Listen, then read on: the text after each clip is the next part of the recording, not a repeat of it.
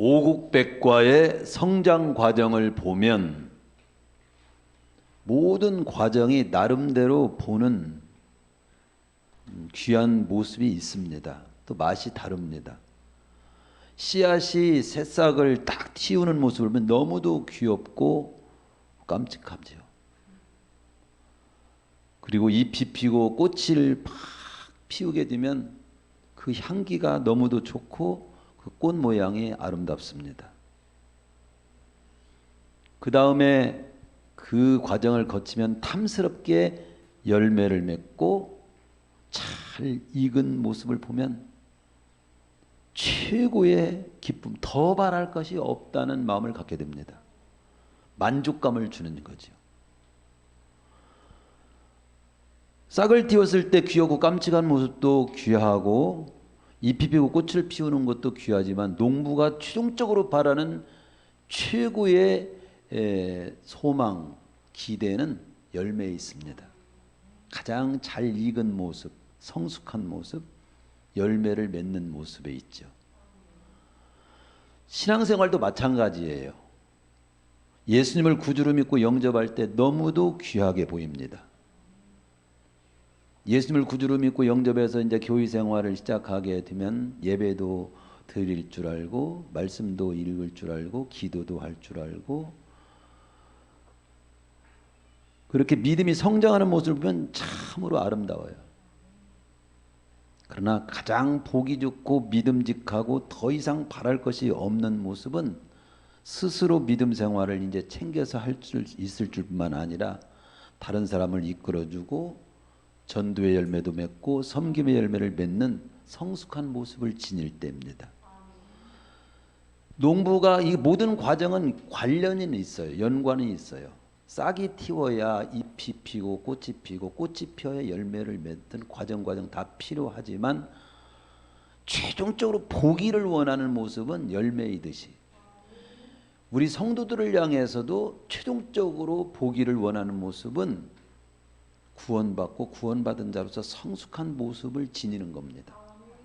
인격이 성숙해지고 삶의 열매가 있는 우리 가을을 맞이하면서 그런 주님이 원하시는 모습을 우리도 지니기를 소원하면서 또 그런 모습이 되도록 주어진 말씀이 야고보서예요. 구원받기 위한 데 필요한 말씀이 아니라 구원받은 자에게 필요한 말씀, 즉 구원받은 자가 어떤 모습을 지녀야 되는지에 대한 말씀을 집중적으로 다룬 게 야고보서라고 볼 수 있는 거죠. 그래서 구원받은 자는 이렇게 산다, 이렇게 살아야 한다, 이런 모습을 지녀야 한다, 이런 인격을 지녀야 된다 하는 내용들을 쭉 그런 쪽으로 꿰져 있어요. 오늘 말씀은 바로 구원받은 자는 사람을 차별하지 않는다. 차별하면 차별하지 않아야 한다. 차별하지 않는다. 그런 쪽에 지금 말씀을 우리가 대하게 되었습니다. 구원받은 하나님의 백성은 사람을 차별하여 대우하지 않아야 한다. 그래서 개역개정에서는 외모로 취하지 말라고 했습니다. 오늘 말씀에서는 사람을 차별하여 대하지 말라. 1절에 그렇게 되어 있습니다. 사람을 차별하여 대하지 말라. 오늘 본문 1절에 보면은 내 형제들아 영광의 주 곧 우리 주 예수 그리스도에 대한 믿음을 너희가 가졌으니 이 말은 뭐냐? 너희가 누구냐 이거예요. 우리가 누굽니까? 영광의 주 곧 우리 주 예수 그리스도를 믿는 믿음을 가진 자가 아닙니까? 즉 아까 교독문에서 요한일서 4장에 있는 말씀을 교독했지만 요한일서 4장의 말씀에도 10절에도 보면 하나님께서 독생자 예수님을 세상에 보내셔서 우리를 구원하실 때 차별하지 않고 모든 사람을 다 사랑하셔서 우리를 구원하시는데 하나님이 우리를 모든 사람 차별하지 않고 사랑하시고 구원하셨는데 구원받은 우리가 차별하면 되겠느냐? 그런 말씀입니다. 우리가 예수 그리스도를 믿는 믿음을 가진 자요, 하나님의 사랑을 받은 자요, 차별 없이 똑같이 구원의 은총을 입게 된 자로서 우리는 사람을 차별하여 대하지 말아라. 사람을 차별하면 안 된다. 사람은 평등하다. 바로 이것을 교훈합니다. 하나님은 사람을 차별하지 않으십니다. 기독교는 평등의 종교입니다. 오늘 본문이 바로 구원받은 자는 사람을 차별하지 않는다고 가르치고 차별하지 말아야 된다고 말씀합니다. 근데 요즘 이제 우리가 한마디로 간단하게 먼저 짚고 싶은 것은, 요즘 차별금지법 반대해야 됩니까? 우리 기독교에서 강력히 반대하는데 이거 차별하지 말라고 했는데, 차별금지법이라고 하는 것이 국가에서 지금 이것을 하는데 이걸 우리는 왜 반대하는 거죠? 오히려 반대해야 되는데, 차별을 하는 것을 차별하지 말라는 법이거든요. 차별하지 말라는 법이에요. 그냥 단순하게 보면. 그런데 차별하지 말라는 것은 하나님의 뜻이에요 또. 근데 우리 기독교에서 반대하고 있거든요. 잘 알아야 돼요. 여기에서 여기 지금 우리가 차별금지법을, 국가에서 시행하는 차별금지법을 반대하는 것은 인간을 갖다가 차별하는 것을 반대하는 것이 아니에요. 가장 큰 반대 이유는 성적 지향과 성별 정체성 항목 때문에 반대하는 겁니다. 인간으로서 누려야 할 기본적인 권리는 동성애자들에게도 당연히 존중되어야 된다. 이건 전제를 합니다. 당연히 존중되죠. 누구도 차별하면 안 됩니다. 동성애자들도 기본적으로 인간이 누려야 할 권리는 똑같이 누려야 된다라고 하는 기본적인 존중에 대해서는 인정합니다. 그러나 동성애를 법적으로 정당화하고 동성 간 성행위도 인정하는 것은 반대한다는 거지. 동성 간의 성행위를 하는 것은 옳지 못하다. 동성애도 우리는 즉 남자와 남자가 결혼하는 건 반대한다. 여자와 여자가 결혼하는 건 반대한다. 여자와 여자가 성적 성행위를 하는 것은 반대한다. 이건 하나님이 법이 아니다. 하나님의 원리가 아니다. 창조 질서가 아니다는 거죠. 대다수 국민이 바로 그건 반대하는 거예요. 그들을 동성애자들도 존중은 하지만 그 사람 한 사람을 존중하고 기본 권리를 누리는 거에 대해서는 존중하지만 동성애는 반대한다. 남자와 남자가 결혼하고 여자와 여자끼리 결혼하는 거, 이건 반대한다. 남자와 남자가 성행위를 하는 거 반대한다. 이겁니다. 대다수가 그래요. 그래서 차별금지법은 어떤 면이 그러면 위험하냐? 그것을 갖다가 동성애를 반대하고 남자와 남자가 결혼하는 거 반대합니다. 이 법을 반대하게 되면요, 법에 이제 걸리도록 만드는 거예요. 그렇게 됨으로써 우리 성경의 설교회 때 이렇게 말하죠. 남자와 남자가 결혼하는 거 주례 못합니다. 그럼 목사 걸려. 그 목사 설교 못하게 만들어요. 벌금을 막 때릴 수도 있어. 교회도 문 닫게도 할 수도 있어. 더 나아가서는. 또 양심의 표현도 그런 거에 대해서 마음껏 내가 나는 반대합니다. 그거 안 되지요. 이렇게 말하잖아. 양심적으로. 그 다음 법에 걸려. 이 법이 통과하면. 학문적으로도 또 여러 가지 그 학문의 자유를 심각하게 침해할 수도 있어. 그래서 성별 정체성을 차별금지 사유에 포함시키는 것은 이를 거부하는 대다수의 국민들을 다 범죄자로 만들 수 있는 법이기 때문에 강력히 반대해야 합니다. 인간을 차별하면 안 된다는 이 존중에 대해서는 당연히 통과시켜야 되지만 동성애를 법으로 하고 동성애를 차별하는 그 동성애를 갖다가 반대하는 그런 것을 하는 사람 범법자로 만든다는 이 조항은 있을 수 없다 이거지. 이거 잘 이해를 해야 돼. 뭐 그거에 대해서 설명하려면 또 시간이 필요하니까 그 정도만 하고, 오늘 여기에서 말하는 사람을 차별해 대하지 말라는 것은 바로 인간으로서 누려야 할 기본적인 권리를 똑같이 평등해야 된다. 이제 그런 쪽의 내용입니다. 하나님은 사람을 차별하지 않는다는 거죠. 힌두교는 차별의 종교예요. 힌두교 국가인 인도는 크게 4계급으로 되어 있습니다. 세밀하게는 수백 가지 계급으로 차별화된 계급 사회입니다. 크게는 4계급으로 나뉘어졌는데 인도의 카스트 제도를 간략하게나마 살펴보면 위에서부터 브라만 계급이 있어요. 사제자들. 크샤트리아 계급이 있습니다. 무사들이 그 다음 단계에 있어요. 무사. 군인. 바이샤 계급이 그 다음입니다. 농민이나 상인. 그 다음 밑에가 수드라라고 해서 노예 계급입니다. 머슴, 노예. 이 4카스트 제도는 존귀한 자와 비천한 자라고 하는 고저의 서열을 아주 분명히 나타내요. 어떻게 태어나 아무리 잘났어도 소용없어. 계급에 딱 속해 있으면. 그래서 보다 높은 카스트에 속한 사람은 보다 나은 서열에 속한 사람의 곁에만 가도 더럽혀진다 할 정도로 차별이 심해가지고 직업이 거의 세습이 돼요. 통혼은 금지돼. 이쪽에서 저쪽으로 결혼을 못하는 거지. 과거 우리나라도 보면 유교적인 문화 아래서 양반, 상놈, 남녀 차별이 아주 심했어.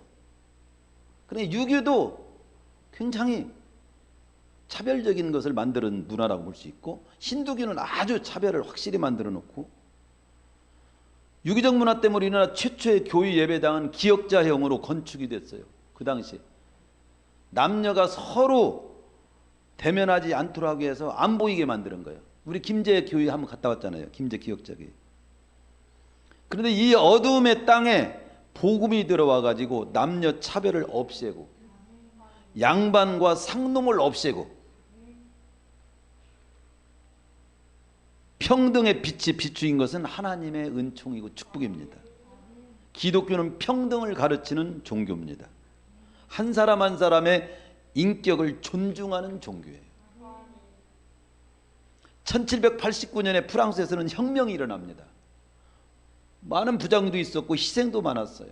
근데 프랑스의 중요한 가치가 뭐냐면 모든 사람이 하나님 앞에서 존엄한 존재로 누구든지 자유롭고 평등하게 살 수 있는 권리를 외쳤다고 하는 것이 핵심 아주 중요한 내용이에요. 비록 주장과는 성취된 것이 서로 조금 다른 면이 있었어요. 그러나 그것이 신호탄이 돼가지고 계급 사회가, 유럽의 계급 사회가 무너지고 시민 사회가 도래되는 겁니다. 그런 면에서 프랑스 혁명은 1789년의 프랑스 혁명은 굉장히 의미가 있어요. 미국의 16대 대통령 에이브럼 링컨도, 우리는 그 딱 할 때 에이브럼 링컨 대통령 남북 전쟁을 통해 노예를 해방시킨 대통령 이렇게. 근데 뭐 그 뒷면에 보면 과연 노예를 해방시키는 것이 그때 남북 전쟁의 키 핵심적이었냐, 그렇게 할 때는 거기에는 많은 의문점이 있었지만 어쨌든 남북 전쟁을 통해서 노예를 해방시킨 대통령으로 유명하죠. 그럼 저는 제 개인적으로 볼 때 그는 성경을 굉장히 사랑한 자예요. 언제나 곁에 두고 애독하고 정치를 하도 무엇을 생각해도 어떤 걸 결정할 때도 성경을 잘 살펴보면서 성경에서 하나님께서는 어떻게 원하시지? 이걸 살펴보면서 사는 사람이에요. 그렇기 때문에 내가 볼 때는 야고보서를 본 것 같아요.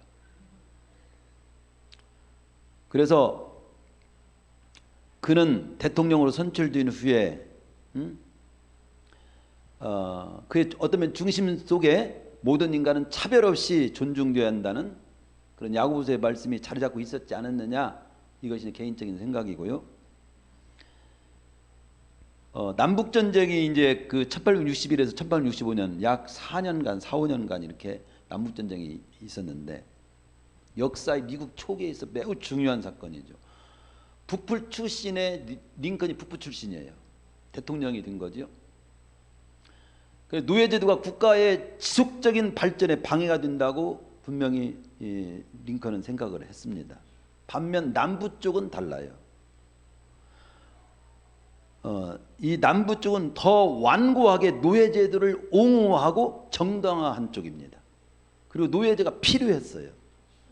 여기는 왜 경제적인 이유가 크게 작용됐습니다. 남부는 높은 수준의 산업화 경제력을 갖춘 북부와는 달리 뭡니까?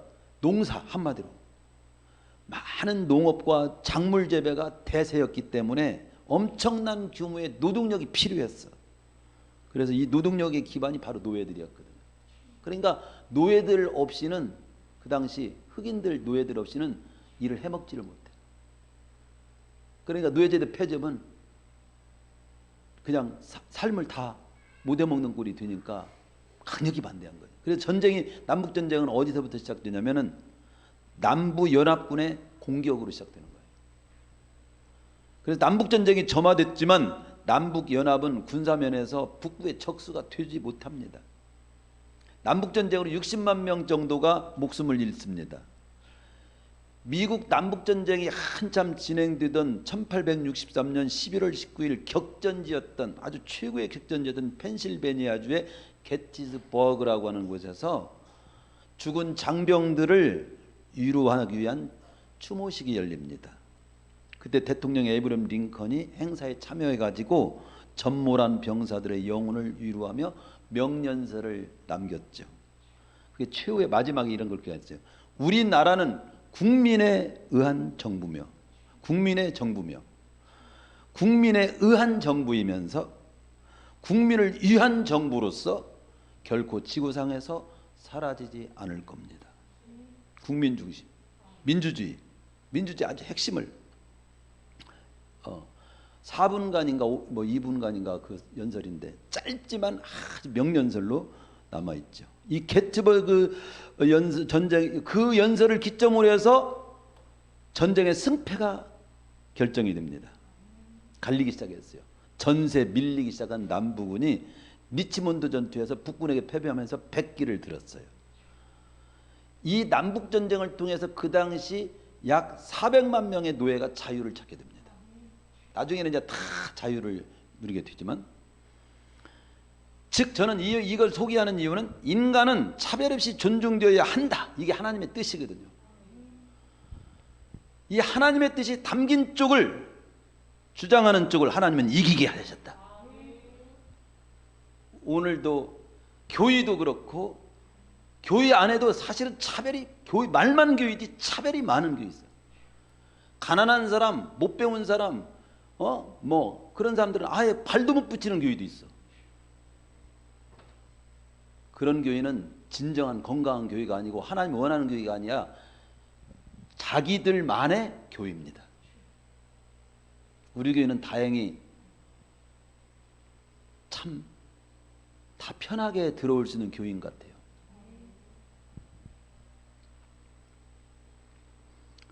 미국의 인권운동가 있고 노벨 평화 수상자인 마르틴 루터 킹 목사도 나에게는 꿈이 있습니다. 이분은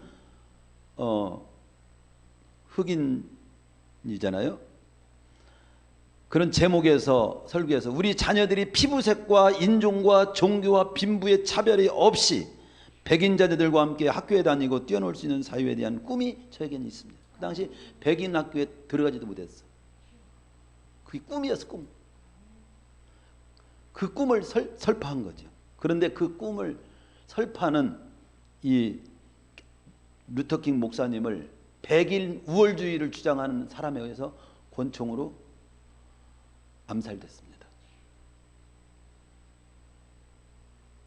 평등을 주장하는 목사님을 총으로 암살은 시켰지만 그의 꿈은 암살시키지 못했어요. 지금은 백인, 흑인 다 같이 학교 다닐 수 있는 사회가 됐고 대통령도 나왔고 인종 간 차별 없는 사회가 이루어져야 한다는 꿈은 지금도 계속 완성을 향해서 진행되고 있습니다. 그게 하나님의 꿈이었어요. 하나님의 꿈을 마르틴 루터킹 목사님이 외친 거지. 근데 그 꿈을 우월주의자, 차별주의자가 쐈지만 그 목사님은 쏴 죽였어도 그의 꿈은 죽일 수 없었어요. 하나님의 뜻이기 때문에. 여기 오늘 2절에서 4절에도 보면 즉 한마디 지금까지 드린 말씀이 뭐예요? 한마디 사람을 차별하여 대하지 말라. 이게 하나님의 뜻이다. 그겁니다. 그러면서 2절에서부터 4절까지는 그 당시의 예를 지금 들어서 외모로 사람을 차별하는 한 예를 보여줍니다. 교회, 회당에, 교회로 그냥 쉽게 생각하면 되세요. 금가락지 끼고 아름다운 옷을 입고 들어온 사람 있고, 한 사람은 남루한 옷도 다 지어 입고 남루한 옷을 입은 가난한 사람들이 들어올 때 안내하는 사람이 아름다운 옷을 입은 자를 눈여겨보고 말하되 여기 좋은 자리에 앉으세요. 그리고 가난하고 남루한 자는 알아서 앉으세요. 우리 교회는 그렇게 안 하죠. 우리 김은정 권사님이 척해서 천천히 휠체어를 밀고 오시면 막 달려가고 잘 붙들여서 오시고 얼마나 아름다워요. 그렇죠?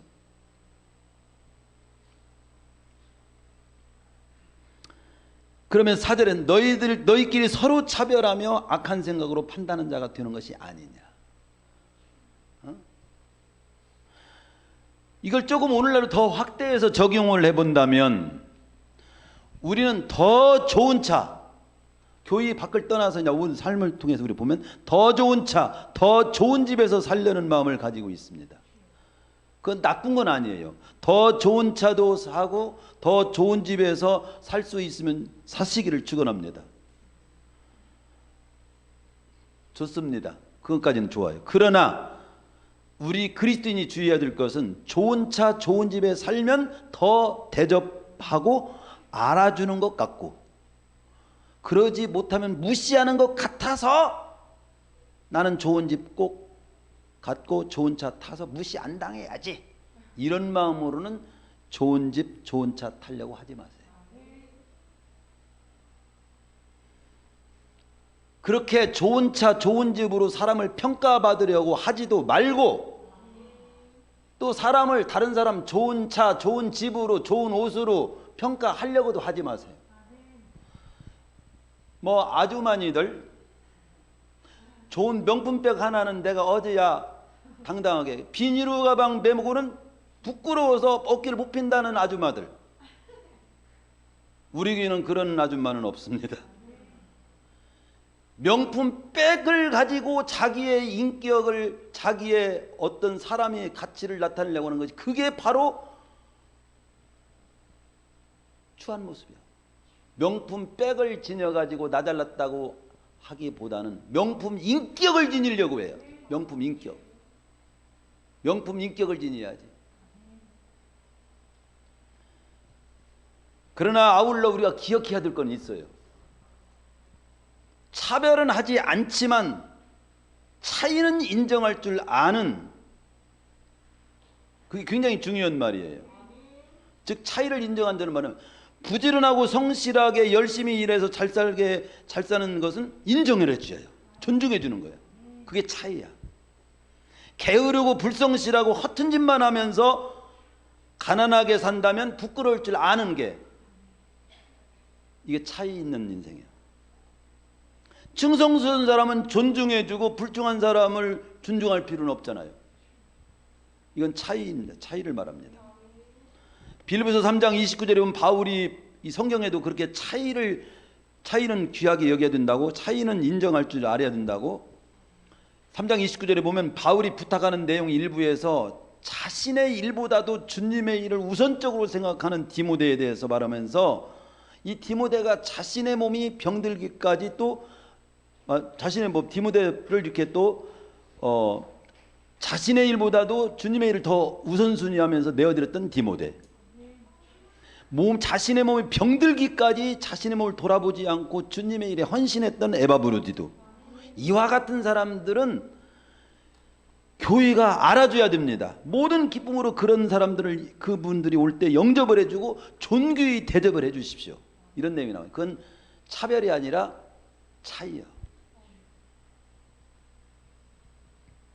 교인은 사람을 차별하지 말아야 되지만 그 사람이 더 충성스럽고 더 아름답게 헌신하고 이런 건 인정해주는, 분위기가 있어야 돼. 조성이 돼야 돼. 그래야 더 나은 사람이 되기 위해서, 더 멋있는 사람, 더 인격적으로 갖춘 사람이 알아주니까 그런 사람이 되기 위해서도 힘쓰게 되는 거죠. 그 다음에 크게 두 번째로 보면요, 이거 우리가 지금까지는 그러니까 하나님은 차별하여 사람을 차별하여 대하지 말라는 말씀을 우리가 본 겁니다. 5절은 사람을 볼 때 하나님의 기준으로 보라고 말씀합니다. 주님의 눈으로 보라. 세상 사람이 보는 눈으로 보지 말고 하나님이 보시는 눈으로 다른 사람을 봐라 이거예요. 주님이 보시는 눈으로 보라는 거예요. 그게 뭔 눈이냐? 이 공동번역에서는 거기에 5절을 이렇게 번역했습니다. 내 사랑하는 형제 여러분 잘 들으십시오. 하나님께서는 이 세상에 가난한 자들을 택하셔서 믿음을 부여하게 하시고 당신을 사랑하는 사람들에게 약속해 주신 그 나라를 차지하게 하지 않으셨습니까? 그런데 여러분은 가난한 사람들을 왜 업신여깁니까? 즉 무슨 말입니까? 이 말을 쉽게 풀으면요, 5절 6절을 보면 그런 겁니다. 하나님께서는 빈부귀천을 따져가지고 차별해서 사랑하거나 구원을 베풀지 않으셨다는 거예요. 하나님을 사랑하고 하나님께서 열어놓은 구원의 길을 기꺼이 믿음으로 받아들이는 사람이라면 누구나 다 차별 없이 약속하신 하나님 나라를 상속받게 하셨다는 거예요. 그런데 왜 여러분 하나님도 차별하지 않고 구원의 은총을 베푸시고 사랑하셨는데 여러분이 왜 빈부귀천을 가지고 차별하고 따지는 것입니까? 그러면 안 돼요. 이 말이에요. 그리고 우리가 다른 면에서 본다면 하나님이 보시는 눈은 뭡니까? 사람을 어떻게 봐야 됩니까? 차별해서 빈부귀천으로 배우고 못 배우고 뭐 생김새로 뭐 색깔로 뭐 자동차로 집으로 이렇게 세상 사람처럼 보지 말고 우리 인간의 한 생명은 천하보다도 귀하다고 했어요. 천하보다. 마태복음 16장 20절이면 사람이 만일 온천을 얻고도 제 목숨을 잃으면 무엇이 유익하리요? 사람이 무엇을 주고 제 목숨과 바꾸겠느냐. 따라서 주님께서 천하보다도 귀하게 여기는 생명이 하찮은 그런 것들로 인해서 존중받지 못하고 차별당한다면 되겠느냐? 이번에 누리호를 쏘아 올리는데 부속품이 몇 가지 있다고 했죠? 37만 가지의 부속품으로 되어 있어. 인간은 부속품이 몇 가지일까? 뇌의 세포만 해도 150조가 넘어. 150조. 조가 뭔지를 모르지요, 우리는. 얼마나 이 말 한마디를 이렇게 눈을 쳐다보고 하는 거, 이거 부속품으로 만들어서 하려면 아직도 멀었어. 지금 인공지능 좀 나와서 그거 갖고도 놀래고 있는데 한 인간처럼. 제가 우리 어제 띄워주면 참 우리 성도들이 다 같이 웃을 텐데, 우리 이준이의 그 유튜브에 하나 보낸 게 있어요. 우리 손자 이준이 먹는 걸 갖다가 이제 이렇게 딱 주가지고 살짝 빼가지고 빈 포크만 딱 하니까 금방 분별하고 앙게 뺐냐 이거지. 또 한 번 다시 먹을 걸 줬다가 다시 뺐어. 그랬더니 이렇게 먹으려고 또 없어. 이건 성질이 나가지고 앙 하면서 막 통곡을 하는 거예요. 그거 로봇 잘 못해. 그거 한 가지 하는데 그 부품이 몇 가지가 작용이 돼야 되느냐 알 수 없어. 여러분이 그냥 앉아 있는 거, 여기 지금 찾아와 가지고 여기 앉아서 예배 드린다는 거 인간이 아니면 할 수 없어. 천하보다도 귀한 게 인간인데, 천하보다도 귀하게 보시는 게 하나님이신데 어찌 하찮은 것으로 차별을 하냐 이 말이에요. 안 된다는 거지. 또 사람은 외모로 봐. 외모로. 주님은 외모를 보시지 않고 마음의 동기를 보십니다. 사무엘상 16절 사람은 외모를 보거니 나 여호와는 중심을 보느니라. 예루살렘 교회에서 주님은 헌금 드리는 자를 보시고 사람들은 이 사람이 100만 원 드렸네, 1000만 원 드렸네. 또 어떤 사람은 뭐 그 당시 막 동전을 드릴 때 소리나게 막 딱 많이 드린다고 주르륵 막 여러 번 나눠서 줘. 근데 한 과부는 두렵두렵 걸 살짝 세상이 누가 볼까? 하나님만 아시죠 하면서 드려. 근데 그걸 주님이 아셨어. 액수로 평가하지 않고 그 상황에서 어떤 중심으로 드렸는가를 보시는 하나님.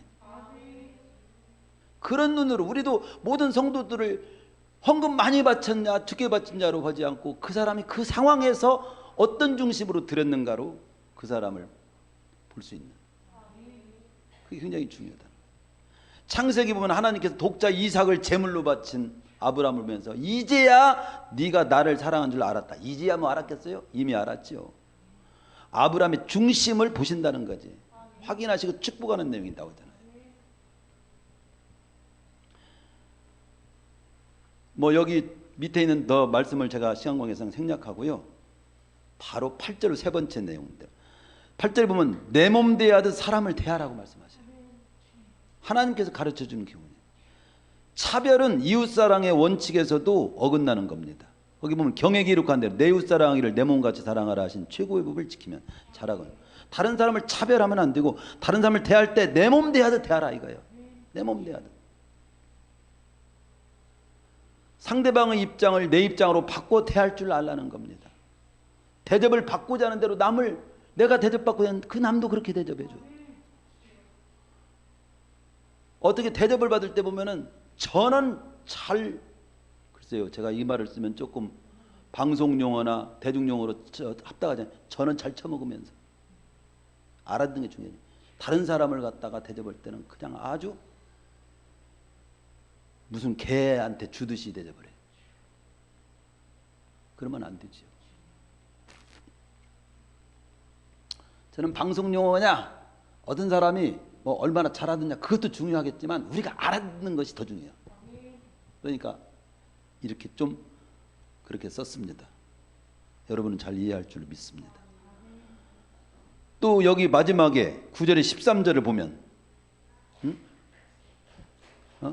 9절에서부터 쭉 13절을 쭉 보면 그런 말씀이 나옵니다. 사람을 차별하는 것은 죄를 짓는 거라고 말씀하셔요. 죄를 짓는 거예요. 율법이 너희를 범죄자로 정죄하리라. 그러면서 심판받는다고 나옵니다. 12절에 너희는 자유율법대로 심판받을 자처럼 말도 하고 행하기도 하라. 그래서 사람을 의무로 취하면 죄를 짓는 것이다. 왜냐하면 최고의 법인 이웃사랑을 하지 않았기 때문이다. 죄를 범한 거다. 10절 11절 율법 하나만 안 지켜도 율법을 범한 것이듯이 살인 간음만 죄가 아니라 사람을 차별한 것도 살인죄나 똑같이 죄라는 겁니다. 따라서 12절에 율법대로 심판을 받을 자처럼 말도 하고 행하기도 하라. 그러니까 함부로 차별하지 말고 판단하지 말고 존중히 여기는 태도로 살아라는 겁니다. 말은 그것을 범할 때 차별할 때 너는 죄를 범하고 하나님께 심판받을 평가를 받게 된다는 겁니다.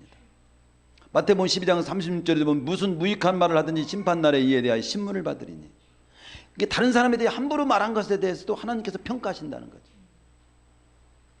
창세기 5장 21절에도 보면은 에녹이 65세에 무두셀라를 낳고 300년을 동행하잖아요. 65세 때부터 아들을 낳고, 근데 아들을 낳았을 때 무두셀라를 통해서 하나님이 심판하시는 하나님 홍수 심판에 대한 메시지를 듣게 됩니다. 그때부터 삶이라고는 그냥 살면 끝나는 게 아니구나. 살아간 내 삶에 대해서 하나님은 심판하시고 평가하시는 하나님이시구나. 불신자들은 심판, 하나님의 백성은 평가를 하시는 분이. 이걸 딱 확신하고 깨닫게 된 후부터는 하나님과 동행한 하나님의 뜻에 맞춰서 잘 살아가는 삶을 살아야지 하고 살았다 이 말이에요. 말씀 마칩니다. 하나님은 오늘 구원받은 우리에게 사람을 차별하지 말라고 말씀합니다. 우리 교회가 어떤 사람이든지 다 똑같이 내 몸처럼 사랑하고 내 몸처럼 존중히 여기는, 그러니까 차별하지 말라는 말로 시작해서 내 이웃을 내 몸같이 사랑하라는 말로 끝나 이 본문이. 그렇죠? 그래서 오늘 구원받은 우리에게 사람을 차별하지 말라 이게 한마디고요. 그러나 차이는 인정하라. 이걸 우리 좀 더 깊이 깨달았고, 또 세상적인 기준으로 보지 말고 주님께서 보시는 눈으로 보라. 또 다른 사람을 대할 때 내 몸 대하듯 대하라. 그리고 차별하는 건 죄가 되는 것이며 하나님의 심판의 종목이 될 수 있음을 기억하고 함부로 차별하지 말고 함부로 대하지 마라. 이게 구원받은 성숙한 그리스도인의 모습이어야 한다. 오늘 말씀.